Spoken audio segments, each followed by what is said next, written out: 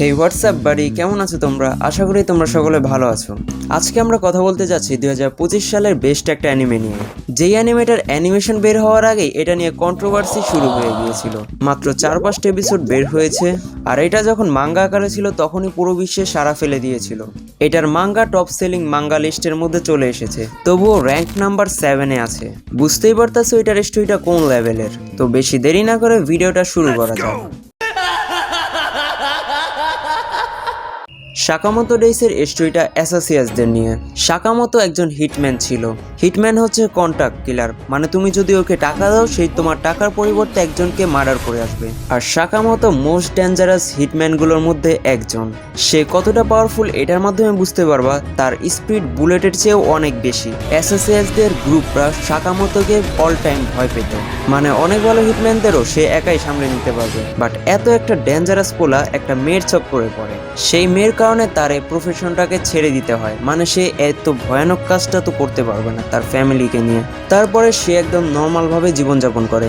এরপর তারা বিয়ে করে এবং কিছু বছর পর তাদের একটা মেয়ে হয়। এরকম নর্মাল জীবনযাপন করতে করতে সে একদম মোটা হয়ে যায়। হিটম্যান দুনিয়া থেকে সম্পূর্ণভাবে লিভ নিয়েছিল এবং কোনো ট্রেনিংও করেনি। আর সে একটা দোকান চালাতো। সে চুপচাপ কাজ করে, কোনো লড়াই ঝগড়ার মধ্যে সে নাই, বাট সবাইকে সাহায্য করবে। কেউ দেখে ভাবতেই পারবে না যে এই একটা লোক এত ডেঞ্জারাস ছিল। একদিন সাকামোটোর কাছে শিন আসে। এই ক্যারেক্টারটা সাকামোটোর ওল্ড স্টুডেন্ট ছিল।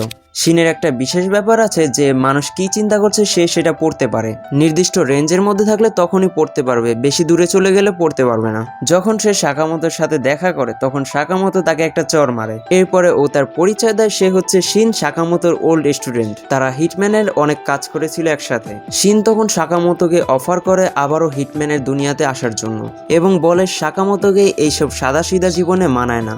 বাট সাকামোতো তার অফার রিজেক্ট করে দেয়। সাকামোতোর এখন আর কোনো ইন্টারেস্ট নাই সেই হিটম্যানের দুনিয়াতে যাওয়ার, যার কারণে শিন চলে যায়। তবে শিন একটা জিনিস অবশ্যই বুঝতে পেরেছিল, সাকামোতো শুধুমাত্র দেহের দিক দিয়ে মোটা হয়েছে, তবে তার স্পিড আগের রকমই রয়েছে।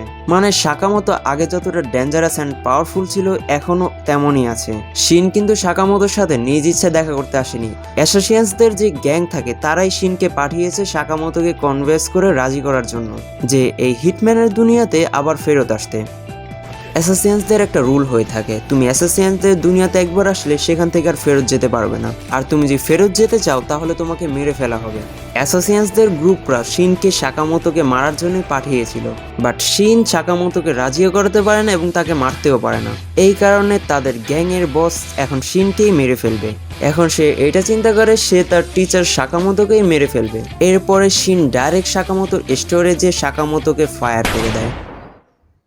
বাট সাকামোতো তখন চকলেট খাচ্ছিল, সেটা বন্দুকের উপর মারে এবং বন্দুকের ডাইরেকশন চেঞ্জ করে দেয় এবং সেই বুলেটটা শিনের দিকে আসতে থাকে। তখন শিন বাঁচার জন্য সরে যায়, বাট সে দেখে সাকামোতো সেখানে নেই। এমনকি সাকামোতোর মাইন্ডও পড়তে পারছিল না। এরপরে হঠাৎ শিনের পিছনে এসে এত জোরে একটা কিক মারে শিন অনেক দূরে গিয়ে পড়ে। এরপরেই শিন অজ্ঞান হয়ে যায়।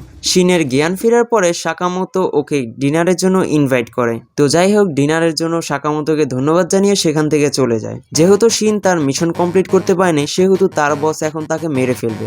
শিনকে যখন মেরে ফেলবে তখন শিন বাঁচার চেষ্টা করে। তখন সাকামোতো দোকানে বসে বুঝতে পারে শিন বিপদে আছে এবং সে তার দোকানের ভিতর একটা বাটন প্রেস করে। এরপরে তার অস্ত্র বের হয়ে আসে। এরপরে সাকামোতো শুধুমাত্র একটা ট্রেজার গান নিয়ে সেখানে চলে যায়। শিন যেহেতু মানুষের মাইন্ড রিড করতে পারে সেহেতু সে এতক্ষণ টিকে আছে। বাট শিনকে যখন বড় একটা লঞ্চার দিয়ে উড়িয়ে দিবে তখন সাকামোতো এসে তার ট্রেজার গান দিয়ে ফাইটে নেমে যায়। এমনকি তাকে যখন ফায়ার করা হয় তখন সে তার চপস্টিক দিয়ে বন্দুকের গুলি আটকে ফেলে। এরপরে শিনকে সেই গ্যাংদের হাত থেকে রক্ষা করে।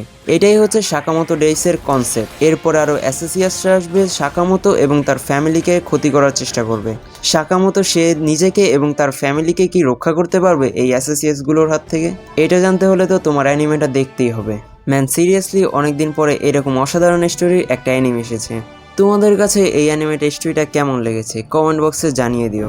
আজকের জন্য বিদায় নিচ্ছি, দেখা হবে অন্য কোনো এক ভিডিওতে।